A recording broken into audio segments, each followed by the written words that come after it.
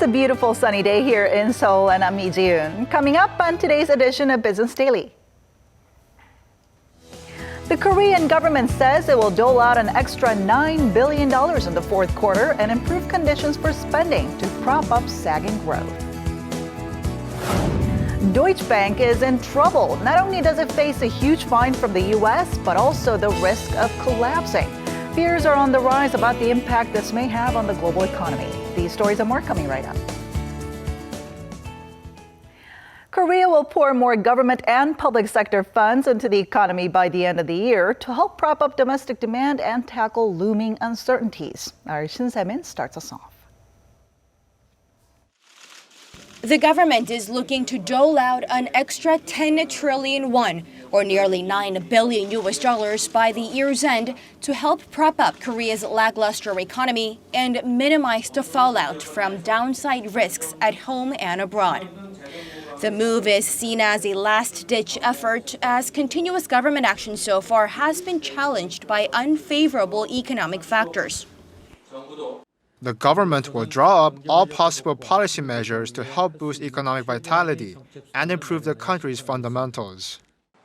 This comes as the government sees growing uncertainties looming from the Hanjin shipping crisis, walkouts from automakers and railway workers, and the corporate restructuring drive, despite some positive effects expected from an extra budget put into motion earlier in the second half of the year.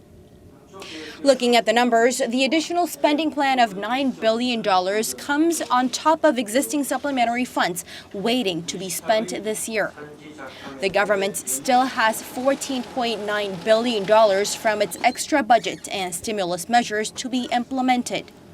And there's now an additional commitment of $5.2 billion in spending from the central and local governments. Adding to this, $3 billion will be used to help companies in the public sector, namely Korea Electric Power and Korea Expressway Corporation, to win large-scale overseas contracts and infrastructure projects. When it comes to boosting domestic spending, the government says it'll find ways to simplify the use of collected credit card points. Last year, roughly $120 million worth of points expired without use, and the government said it will encourage local card firms to make use of the points by converting them into cash or alternative services.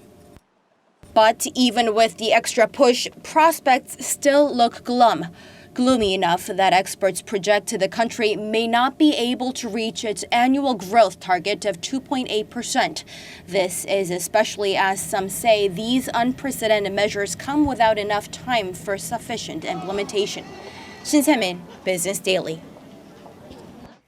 After Typhoon Chaba swept across the southern region of Korea, major companies with facilities in the region are scrambling to clean up big and small damages caused by heavy rainfall and strong winds. Hyundai Motor said one of its two car factories in Ulsan is still suspended due to flooding, while the other just resumed operations this morning. Major shipyard Daewoo Shipbuilding and Marine Engineering said it also halted operations for the entire day on Wednesday due to a power outage, but that it resumed operations today. Big petrochemicals plants as well as steel companies are also running their factories under normal conditions. At a time when the country's youth unemployment rate is hitting record high levels, a job fair kicked off today to help match young job seekers with startups fostered through the government's creative economy drive. And at the opening event, President Park Geun-hye promised to support youth job creation efforts so that new businesses and young people can lead Korea's growth. Our Song Ji-sun has more. Korea's network of 17 innovation centers is bearing fruit, and the startups launched at the centers are now actively hunting for new hires. The businesses appeared at a youth job fair held Thursday at COEX Convention Center in Seoul, alongside 350 other startups and small and mid-sized companies. Our wearable device, which allows the wearer to hear sounds from smart devices through vibrations that emanate through the fingers, has already attracted $1.5 million from a crowdfunding campaign. As our product is also attracting global interest, we're aiming to hire 5 people at this job fair to be in charge of international sales and marketing. 좋은 인재 꼭 찾으시고 청년들에게도 미래로 많이 뻗어나갈 수 있는 그 벤처에 취업을 하게 되는 거고 같이 꿈을 이루실 것 같아요. 그렇게만 되면. President Park Geun-hye, speaking at the event she initiated, also highlighted innovation and creation as key concepts for growth and entrepreneurship. 4차 산업혁명의 시대에는 창조적인 혁신과 과감한 도전이 국가 경쟁력의 원천이고 일자리 창출의 동력입니다. 우리 기업들도 창조적인 혁신을 통해 그동안 없었던 산업과 일자리를 만들어내야 하고 청년들도 창의적 아이디어로 무장하여 새로운 일자리에 과감하게 도전해야 합니다. The government has also vowed to provide young job seekers with customized programs offering everything from career counseling to job training, while also encouraging startups to explore new markets with new industries. President Park also vowed to use the creative economy and cultural prosperity initiatives in conjunction with labor reform, restructuring, and deregulation to create quality jobs for the nation's young people. 송지선, Business Daily.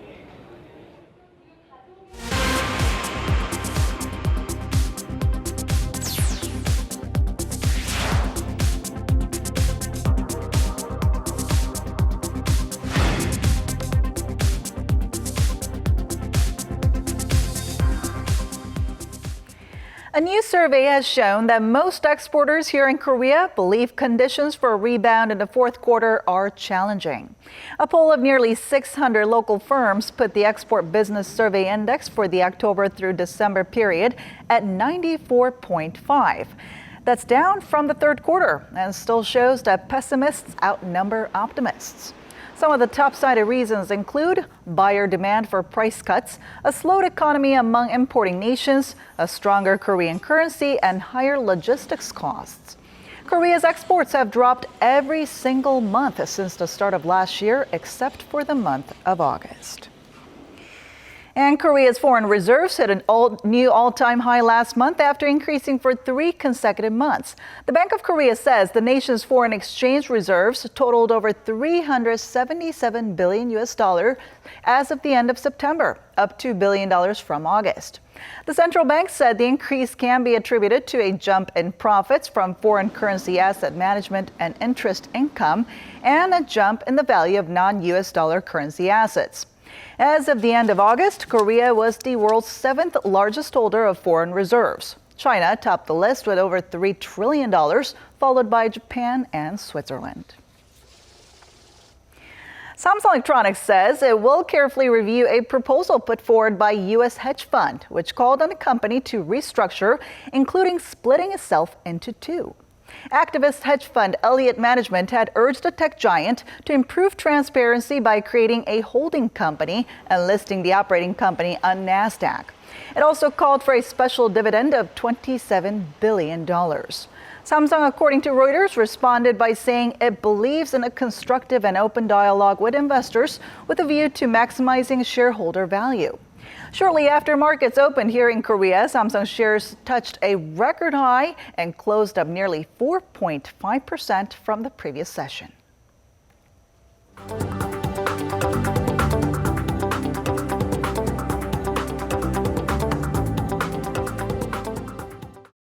$14 billion. That's how much the U.S. Department of Justice is demanding from Deutsche Bank to settle claims of misselling mortgage-backed securities.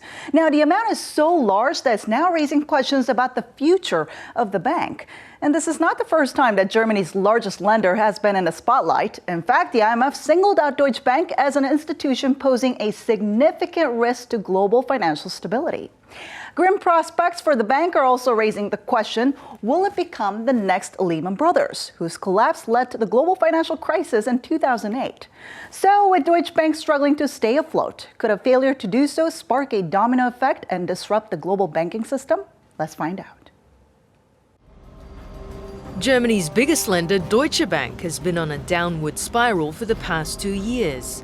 It's lost 75% of its equity value amid sluggish global economic growth and record low interest rates.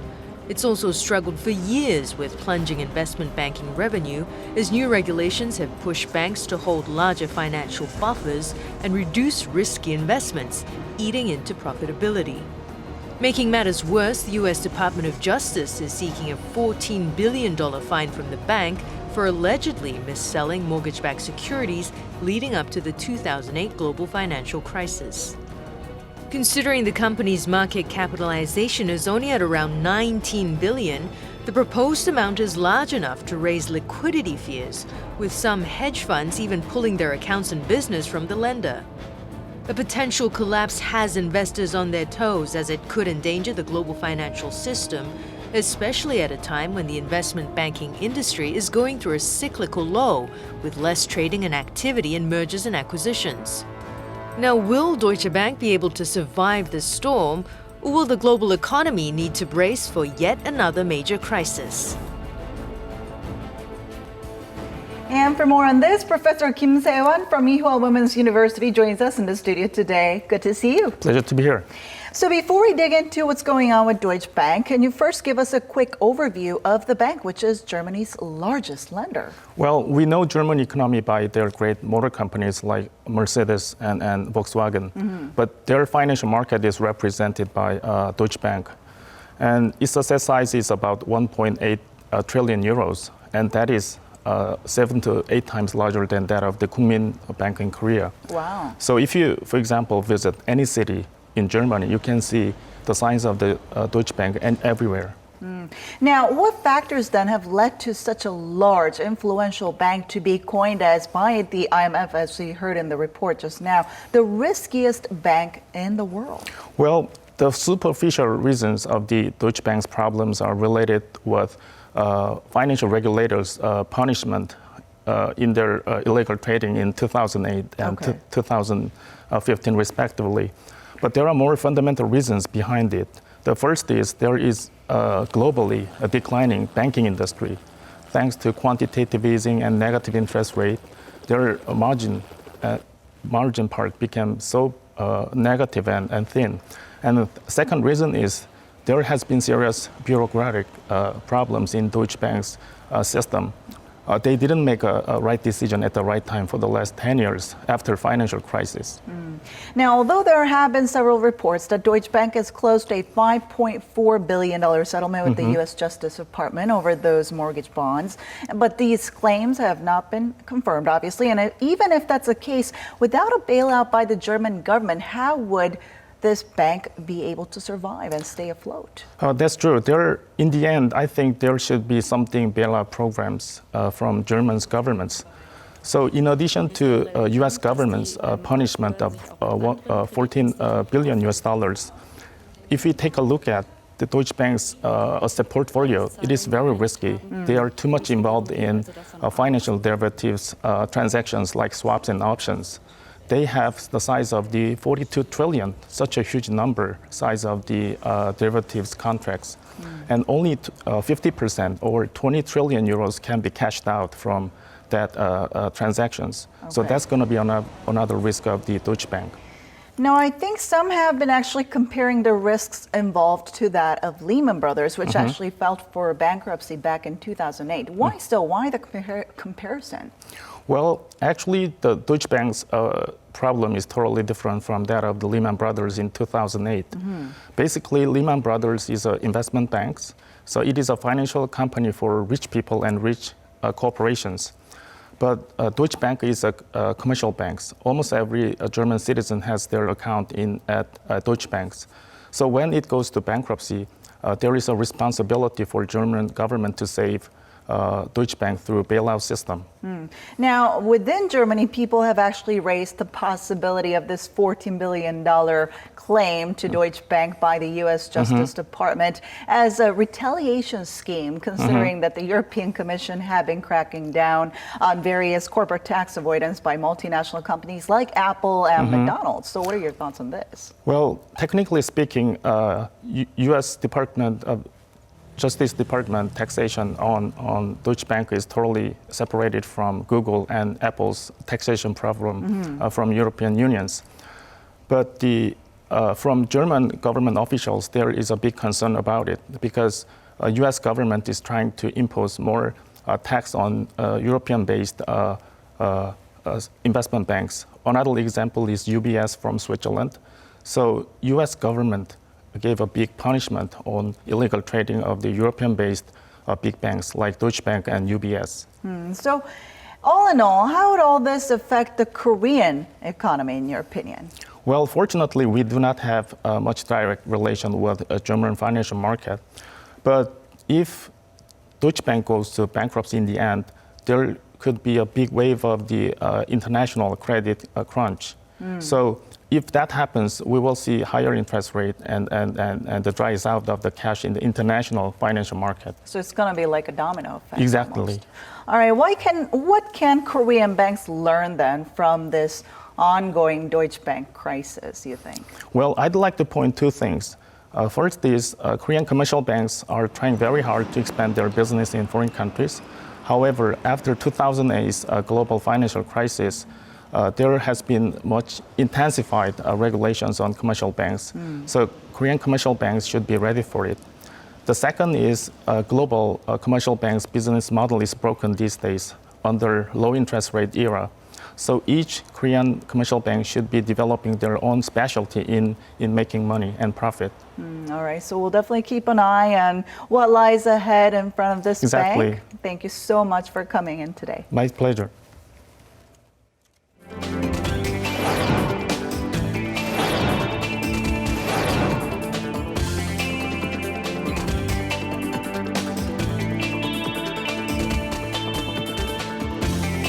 And that wraps it up for today. But we'll be back tomorrow with more business news that matters to you. So don't forget to tune in then. Thanks for watching and goodbye.